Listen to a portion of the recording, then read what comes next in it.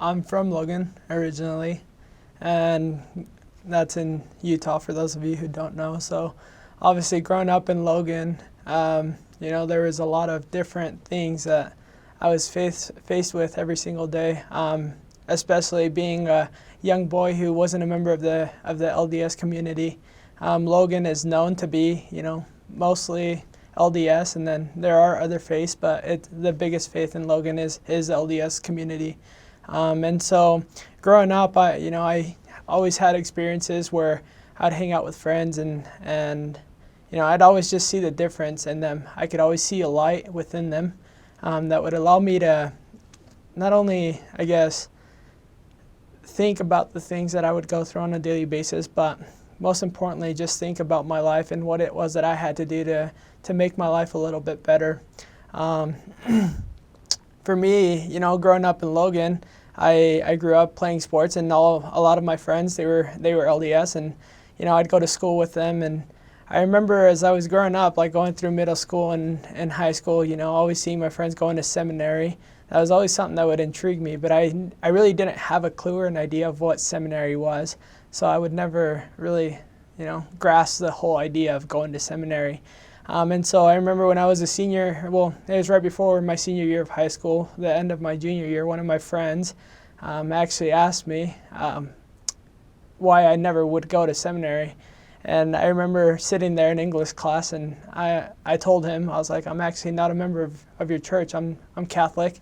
I have been Catholic my entire life. And I remember his face. It was just funny to see because he was kind of shocked, because this whole time he figured or thought I was LDS, and for him to find out that I truly wasn't, it was, I think, for him a little shocker. But after that, I remember he asked me if I'd like to meet with the missionaries. And, as a young man who thought life was good the way it was, I didn't really care much to know or to hear about the missionaries or to really meet with them and talk to them about what they believed in. And so I remember I told him no. And it was pretty funny because actually the week after that, I was sitting at home on a Friday night, and I remember there's a knock on the door, and I went to the door to open the door, and there were the missionaries. I at first was kind of upset because I kind of figured that my friend had sent them, but at the moment I just didn't really think about it. And I remember that they asked, they knocked on the door, asked, "Hey, is Stephen home?" And I told him, I was like, "No, he's not home. He actually walked out with his friends, and he won't be home for a while, so I don't know when you guys would be able to catch him." And I remember at that point, I kind of felt guilty because I knew I was lying to them. It was me talking to them at the door, but I really didn't have an interest in what they had to say.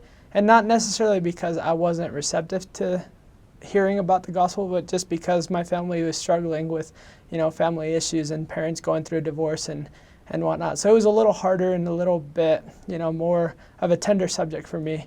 My faith wasn't really there, and I didn't really have a belief in much anything. I really didn't, want to know the reason as to why, these things were happening to me and to my family. And so I remember I told them that they could come back another day, and I closed the door. And when I closed the door, my mom, she asked me, she's like, "Who's at the door?" And I just told her, "Oh, it's the Mormon missionaries, and they're looking for me, but I don't want to talk to them." And so she actually went and opened the door, and the missionaries are still standing there. And she asked, "What can I help you guys with?" And they were asking her about Stephen, me, myself. They're like, "Hey, we're just coming by to visit with Stephen. We didn't know if he was home or not, but apparently he's not. Do you know when he'll be home?" And she's like, "Oh yeah, just wait a second." And so she came back inside, and she actually, she told me that I had to go to the door and apologize and just simply make things right. And so I went back to the door, and it was funny because when I opened the door, the missionaries were there, and they're just like, "Hey, are you Stephen?" And I was just like, "Yeah, I'm Stephen." And then we just started laughing because they just basically said, "You didn't have to lie to us, just tell us straight out that you don't want anything." And I felt super guilty, really bad about it because I knew I had lied to them. But after that, we were able to kind of build a relationship. We became pretty close, and I remember the missionaries, they'd come over quite a bit to my house because obviously they were not only teaching myself, but they invited my family. My family was being taught by the missionaries. And so it went on for a course of about maybe 8 to 9 months. We went through about three or four sets of missionaries. And then I remember at the end, it was Sister Marin and Sister Judy who came around, and this was, after we had been dropped by the missionaries at least. I think it was like 2 or 3 times in the past. And I remember when they came by, they just simply said, look, we're just here to share the gospel, and we truly just want to help you guys as a family to be happy and to obtain that happiness that Heavenly Father wants for you guys. And I remember, just a different spirit, a different feeling that popped into my heart. And so as we continued taking the lessons, they began teaching us from the get-go again.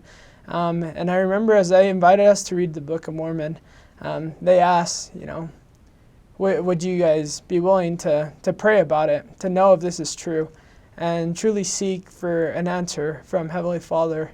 And I remember they promised that if we did that and if we were obedient and actually kept that, that promise that we made to them about reading the Book of Mormon, then we would receive an answer by the Spirit. And I was the type of kid that was always scared to really say a sincere prayer because I didn't know what was to come, and for me it was a little harder, especially since, I was struggling with my faith, to really kneel down and ask Heavenly Father if the gospel was for me. And I remember reading out of the Book of Mormon and praying to know if it was true. And I clearly received an answer, and that answer was that the Book of Mormon was true and that what the sisters were teaching us was true. And so we made a drastic change in our lives. Me and my family actually joined the church. We were baptized, and this was on December 21st of 2012.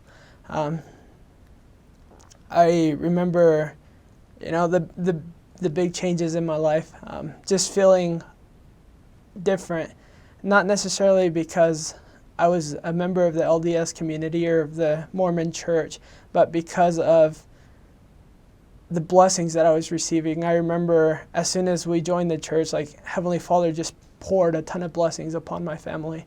And those blessings truly helped strengthen us, and that's what I feel helped my family overcome, the struggles that we were going through, whether it was financially or physically or emotionally or spiritually. The gospel truly healed our pains and sorrows, and it took our afflictions and made them super light because of the atonement of Christ and because we made that decision to be baptized.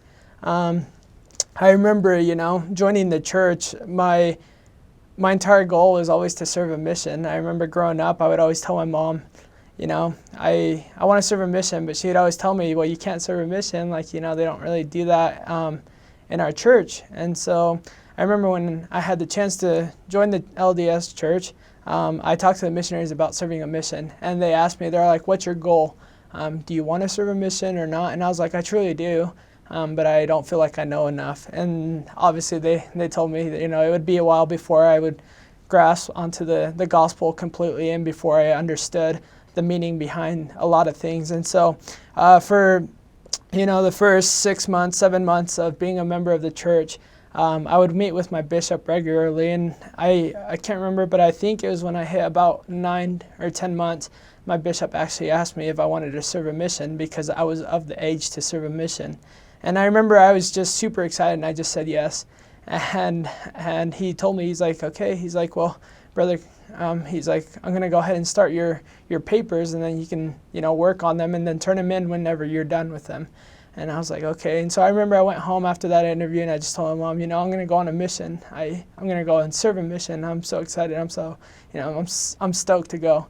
And so for that next week straight, I remember, we had school, but when I had the chance to, I would get on and I would start working on bits and pieces of my mission papers.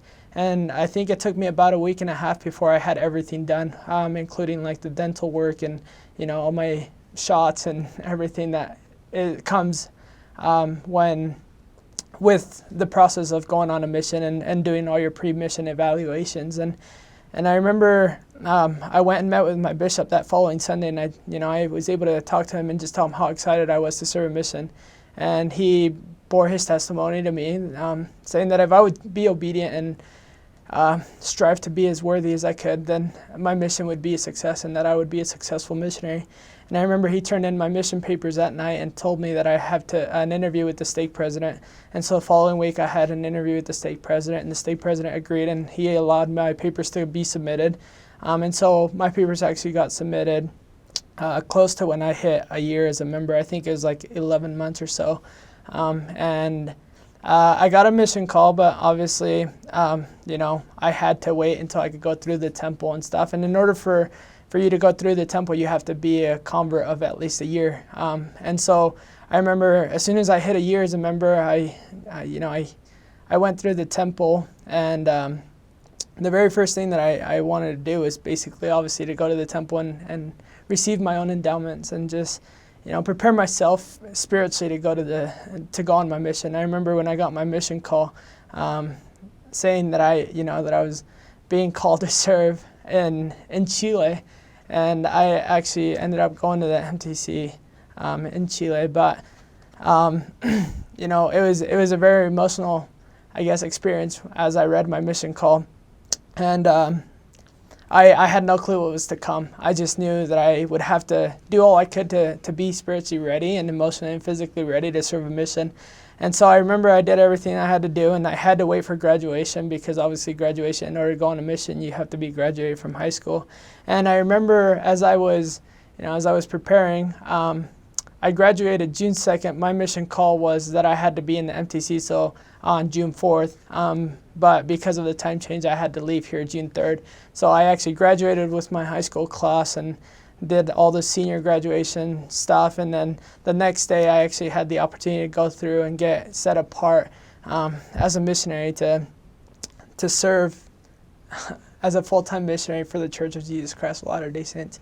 And I remember in that blessing, as I was preparing to leave, my stake president simply said, lose yourself in the work and just work, just focus. Focus on what you have to do, share the gospel, and share what you know to be true. And just share your testimony, because that's going to be the greatest life changer for a lot of people. And I was super excited. I was stoked. I remember that night I couldn't even sleep. And then when I woke up early in the morning, I think it was like 3 a.m. when I had to be in the airport. So I woke up and I was super excited. And as I got to the airport, I started having a lot of thoughts and a lot of, different doubts. And obviously that just comes in with part of going on a mission. And so I remember getting on the airplane and just looking back and saying goodbye to my family and getting on that airplane and flying down to Chile for the MTC. That to me was the greatest experience that I've ever had. That was just the things that you have to do to prepare to serve a mission.